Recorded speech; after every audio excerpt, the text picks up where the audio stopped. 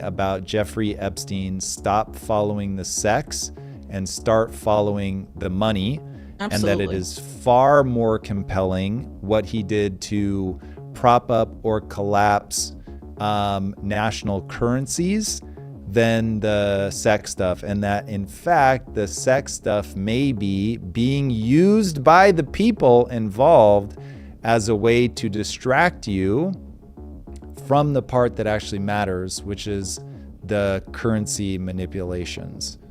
How did I would add to that also, since I brought up Chinagate, that it appears that Epstein had some sort of role in that as well, because a lot of his visits to the Clinton White House in the mid-1990s were with a man named Mark Middleton, who was one of the key figures in the Clinton administration actively involved in Chinagate at that time.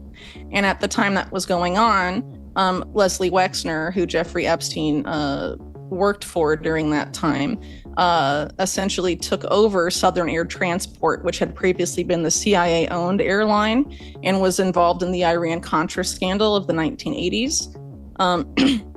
Had previously been in Miami, and he brought it to Columbus, Ohio, to move cargo from Columbus, Ohio to China.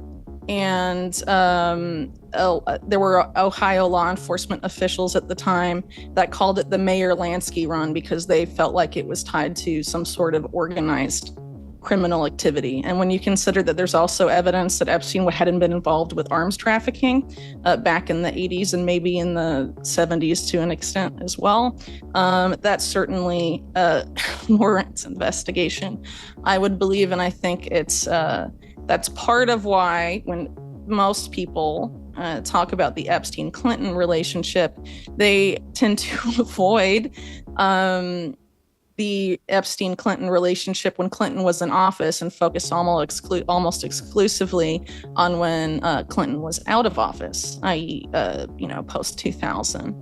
And I think that is problematic and really needs to be looked at, especially, and again, local Columbus police wrote a report linking Leslie Wexner to organized crime. And it was suppressed at the highest levels of the Columbus PD. But that was the opinion of investigators working on the murder of his tax attorney, who was shot in broad daylight, like shortly before he was supposed to testify to the IRS about tax evasion.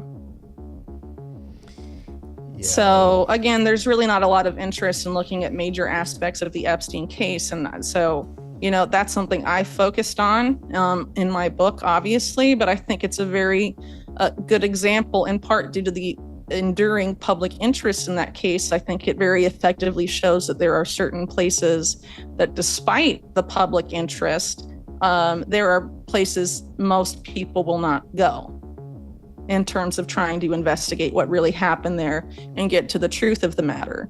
And this takes me back to my point earlier that people cannot make informed decisions without being empowered with knowledge, and that knowledge requires effective, unbiased reporting, and it requires transparency.